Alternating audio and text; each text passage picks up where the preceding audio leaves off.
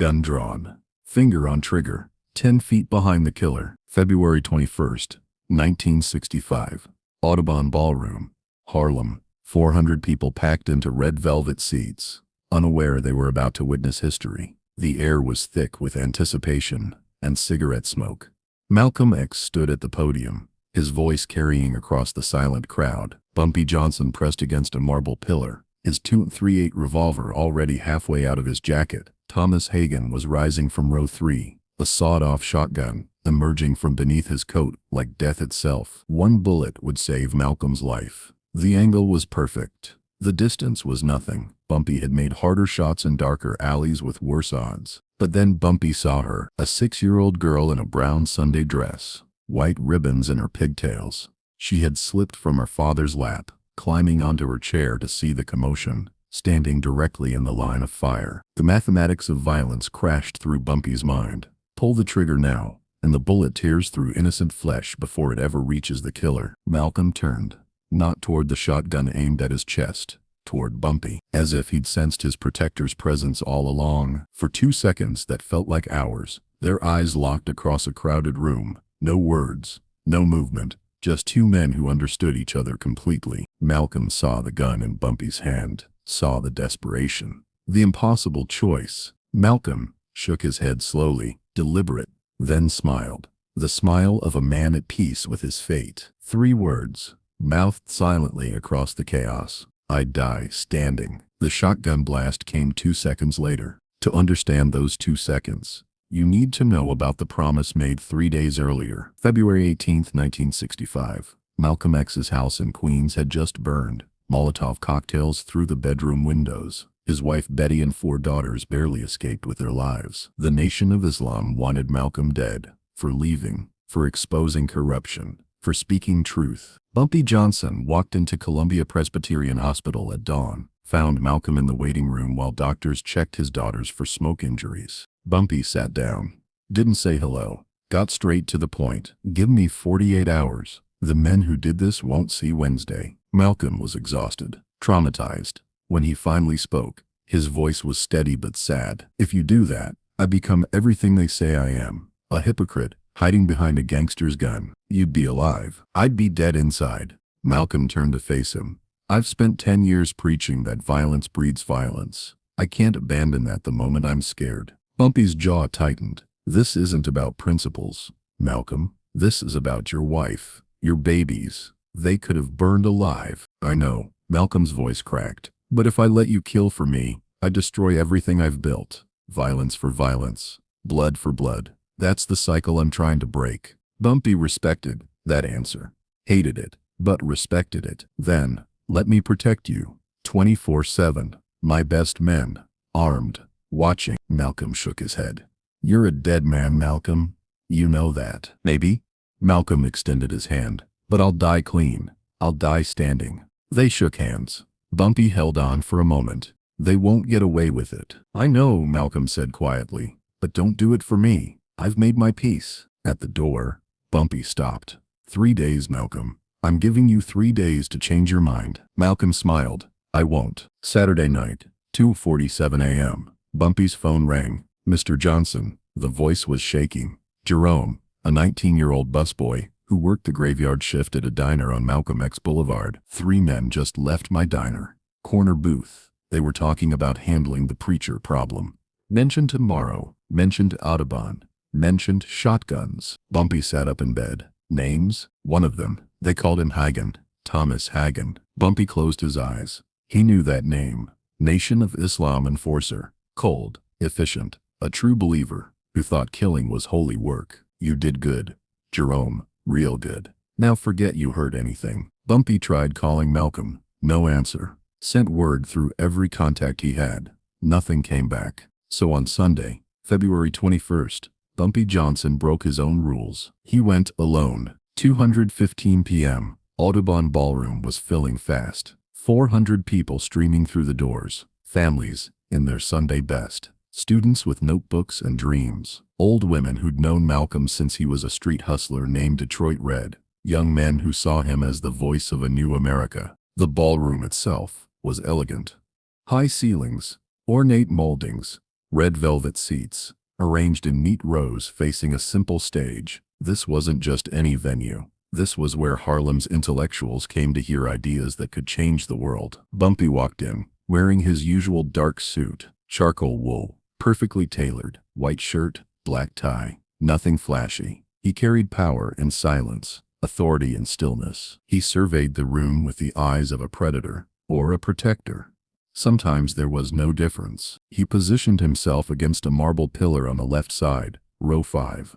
Good sightlines to the stage, close enough to act if needed. Multiple exits visible. Survival instinct never sleeps, even in holy places. His eyes moved methodically across faces. Most were regulars. Malcolm's people, teachers, preachers, writers, good people who believed words could change the world. But 3 faces didn't belong. Front section, scattered across 2 rows, still as statues while everyone else shifted, whispered, prepared for the speech. These men weren't here to listen. They were here to wait. The one in the center, row 3, was Thomas Hagen, mid-30s, medium build, the kind of man who disappeared in crowds, except for his eyes, dead eyes, the stillness of a man who'd already decided to kill. Bumpy's hand moved under his jacket, felt the familiar weight of his .38 revolver, the same gun that had settled disputes in Harlem for 15 years. He could end this right now, walk down that short aisle. 2 quick shots. Hagen and his backup dead before they hit the floor. But 400 witnesses, panic, stampede, innocent people crushed in the rush for exits. And Malcolm would just die tomorrow instead. Or next week. You can't stop fanatics by killing one. They're a sickness. You have to cut out the whole infection. So Bumpy stood by the pillar, watched, waited, and prayed to a God he rarely spoke to, that he'd get the chance to save his friend. 2:40 p.m. The moderator's voice carried through the ballroom. Brothers and sisters, I present to you Malcolm X. 400 people stood, applauded. Malcolm walked onto the stage, in a simple dark suit. No security, no bodyguards. Just a man and his message. He raised his hands for quiet. The applause faded. Everyone sat. Assalamu alaikum. Wa alaikum assalam, the crowd responded. Bumpy's eyes never left Hagen. He watched the killer lean forward slightly, watched his hand move inside his coat. Then chaos. Someone in the middle section jumped up shouting, "Get your hand out of my pocket. What's wrong with you?" A classic distraction. Make everyone turn. Create confusion. In that moment, the killer's move. Thomas Hagen stood. His coat fell open. The sawed-off shotgun appeared, cut down, brutal, designed to destroy. Bumpy's .38 was already in his hand, halfway out of his jacket, finger on the trigger. 10 feet, easy shot. Angle was clean. Then Bumpy saw her, the little girl, white ribbons in her pigtails. In the confusion, she had climbed up onto her chair, leaning back to look at the commotion behind her. She was directly between Bumpy and Hagen. If Bumpy fired now at that downward angle, he couldn't miss her. Bumpy's jaw clenched. He stepped left to clear the shot, blocked by people standing up. Right, same problem. That's when Malcolm turned. Not toward Hagen. Toward Bumpy, as if he'd known all along that Bumpy would be there. For 2 seconds, that felt like hours, their eyes met. In that frozen moment, Malcolm understood everything. He saw the gun in Bumpy's hand. He saw the desperation in his friend's face, the calculation, the impossible mathematics of violence. He saw the little girl between them, innocent, oblivious, leaning into the aisle in her brown Sunday dress. Malcolm knew Bumpy could pull that trigger, knew the bullet would tear through that child before it ever reached Hagen, knew Bumpy was silently asking him a question that no man should ever have to answer. Is your life worth hers? Malcolm had spent 10 years preaching that one life wasn't more valuable than another, that children were sacred, that violence in the name of justice was still violence, that the means mattered as much as the end. Now he had to prove it, not with words, not with speeches, with a choice. So Malcolm gave Bumpy the only answer a man of principle could give. He shook his head slowly, deliberately, then he smiled. Not fear, not panic, acceptance, and mouthed 3 words. I die standing. Bumpy's finger froze on the trigger. The man standing in front of Bumpy shifted suddenly, blocking the view entirely. Bumpy shoved forward, trying to boom. The shotgun blast was deafening. By the time Bumpy's line of sight cleared, Malcolm was stumbling backward, blood spreading across his chest. He tried to stay on his feet, tried to stand, but two more men rushed the stage with pistols. Firing. 16 bullets found MalcolmX. He fell, and Bumpy Johnson, the man who'd stopped Dutch Schultz, who'd faced down the Italian mafia, who'd killed without hesitation for 30 years, stood frozen, gun in hand, unable to save the one man who mattered most. The ballroom erupted.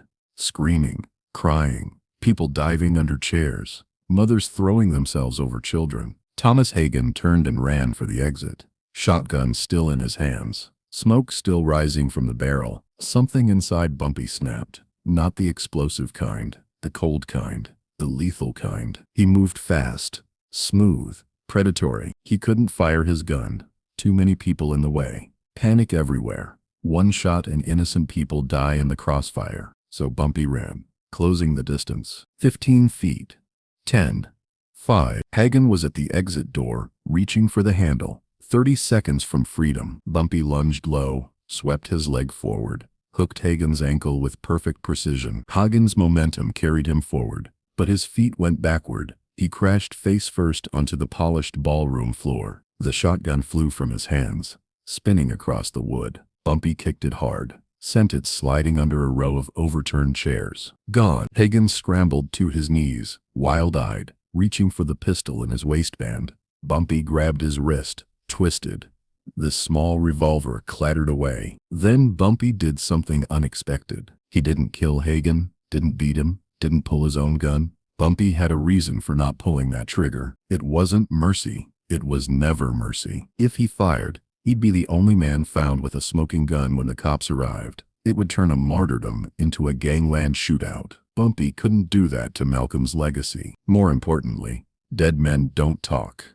Hagen needed to talk. He needed to say who gave the order, who funded it, who sanctioned it, and most of all, this man took Malcolm from the people, so Bumpy was going to give him back to the people. He grabbed Hagen by the collar, lifted him halfway up, then shoved him backward into the surging crowd. 20 men rushed forward. They just watched MalcolmX get murdered, watched him fall, and now the killer was right there. A fist connected with Hagen's jaw, then another. Then 5 more hands grabbing, pulling, beating. Bumpy stepped back. Let them have him. Let them deliver the justice the courts couldn't. He leaned close to the mob, voice low but carrying. Don't let him breathe. Don't let him run. Make him answer for what he did. The crowd understood. They pinned Hagen to the floor, held him down like a wild animal. Police sirens wailed outside, getting closer. Bumpy Johnson walked calmly toward the side exit. Through the chaos, through the crying, through the smoke still hanging in the air. By the time police flooded through the front doors, Bumpy was 3 blocks away, disappearing into Harlem streets like he'd never been there at all. Behind him, Thomas Hagen was on the ground, bleeding, beaten, but alive. Alive to stand trial. Alive to rot in prison. Alive to spend every day for the rest of his life, knowing he failed, knowing MalcolmX died standing. Knowing Harlem never forgets. MalcolmX was pronounced dead at Columbia Presbyterian Hospital at 3:30 p.m., 16 gunshot wounds. 39 years old, gone. Bumpy didn't go to the hospital. Couldn't. Too many cops, too many questions, too much attention for a man who'd just watched America's most important voice get silenced forever. Instead, he went to a place he hadn't visited in years. St. Philip's Church, on West 134th Street. Small, quiet, empty, on a Sunday evening, the kind of place where a man could sit with his guilt and his God. He sat in the last pew, alone, still wearing his blood-stained jacket. Malcolm's blood mixed with Thomas Hagen's. The stains told a story of protection and justice, of choices made in impossible moments. The old priest, Father Callahan, found him there, an hour later, Irish accent softened by 40 years in Harlem. "You don't come here," the priest said softly, sliding into the pew in front of him. "No," Bumpy replied, staring at the simple wooden cross hanging above the altar. "But I'm here now." The silence stretched between them, sacred and heavy. "I was 10 feet away," Bumpy finally said, his voice barely above a whisper. "I had my gun out. Clear shot. I could have stopped it. But there was a little girl, 6 years old, right in the line of fire." Father Callahan studied Bumpy's face, saw the weight of the world in those tired eyes. So you chose the child's life over Malcolm's? Malcolm chose it. Bumpy's voice cracked like old leather. He looked at me, saw my gun, and he shook his head, told me to let him go, told me to let him die standing. Then you gave him what he wanted. I gave him death. Bumpy's hands clenched into fists. I could have moved, could have found another angle, could have done something, but I froze, and I watched the greatest man I ever knew get murdered. The priest was quiet for a long moment. Malcolm X lived his entire life preparing to die for his beliefs. You didn't take that from him. You honored it. Honoring it doesn't bring him back. No, but Malcolm knew what he was choosing. He chose integrity over survival. He chose to die standing rather than live on his knees. Not many men have that courage. Bumpy stood up slowly, buttoned his jacket over the bloodstains that would never fully wash out. Hagen's alive. The crowd beat him, but he'll live to stand trial. And the others? Bumpy's expression went cold. Winter in July. There were 3 shooters. Hagen's in custody. The other 2 ran. Will they escape? No.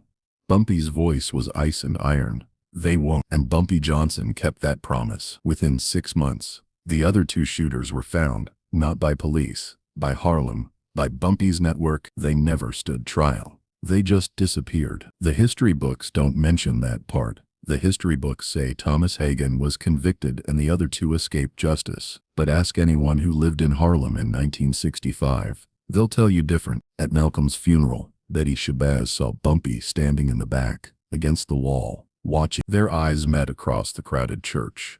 She nodded once. Small, sad, acknowledged. She knew. She knew Bumpy had been there. She knew he'd tried. She knew Thomas Hagen was in custody because Bumpy made sure he couldn't run. After the service, Bumpy walked alone to Ferncliff Cemetery where Malcolm would be buried. He stood at the edge of the open grave, looking down at the casket. From his pocket, he pulled out something small, his straight razor, the one he'd carried for 30 years. The symbol of his power, his survival, his code. He placed it gently on the coffin lid. You died standing, Bumpy said quietly, just like you wanted. But the men who killed you, they're going to die scared. That's my promise. 3 years later, Bumpy Johnson died at Wells Restaurant in Harlem. Heart attack, no violence, no shootout. Just an old warrior's heart finally giving out. At his funeral, someone asked one of Bumpy's oldest friends, what was Bumpy's greatest moment?